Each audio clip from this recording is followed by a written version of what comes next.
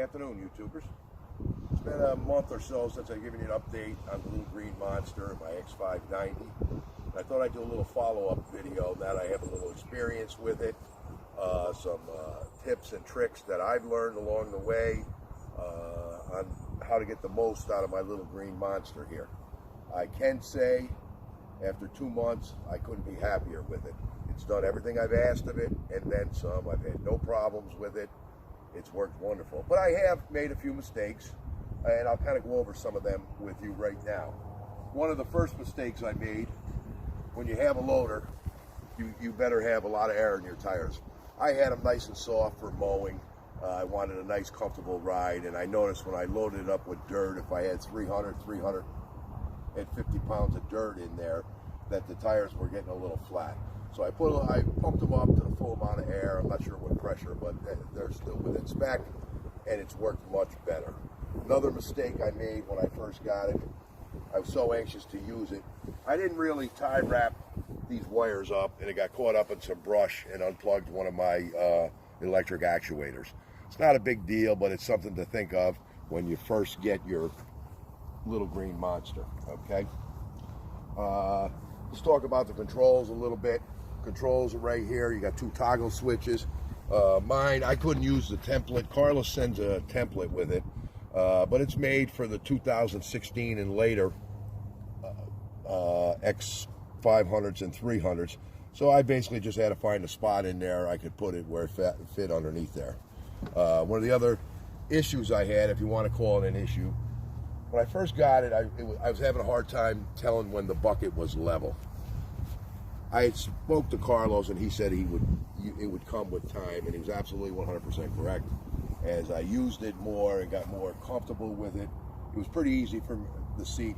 Because the bucket's not that big, it's only 42, 44 inches, 42 inches I think it is, and you're not that far away from it, you can pretty much tell where it's level.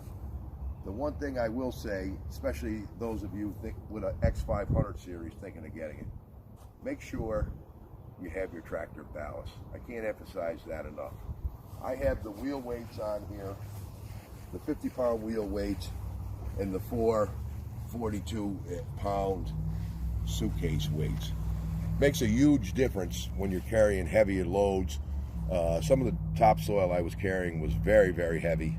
And this made a big difference. I never once felt like I was losing traction, that the back wheels were lifting up.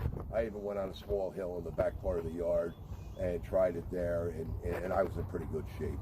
And I had probably 300 pounds in the bucket. I'm amazed how much this bucket can carry. There's not much I don't think it can do.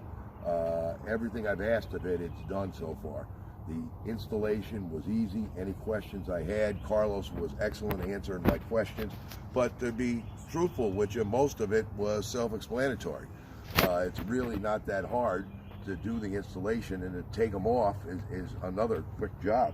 So I couldn't be happier with that. I have some more videos coming up doing some mulch, which was much easier than the topsoil. And again, the big advantage of the Little Green Monster with mulch is I can reach over bushes and the wife's yard art and apply the mulch exactly where it's needed instead of just dumping it, okay?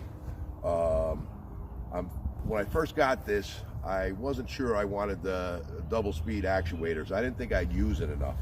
Well, it's come to find out, the longer I have it, the more uses I'm finding for this front end loader. So I think I'm going to upgrade to the double speed actuators that are supposed to come close to hydraulic speeds, okay? And I think a lot of you guys will get a kick out of this. I'll run a test. The neighbor a couple yards over has a Kubota BX, and after I get the double speed actuators, I'll run a test on that, on how fast it reacts compared to the hydraulics in the Kubota. And again, I don't expect this $2,000 front end loader to beat a $25,000 Kubota BX. But it'll be interesting to see how close it comes, and there's not much that Kubota does that this Green Monster can't do.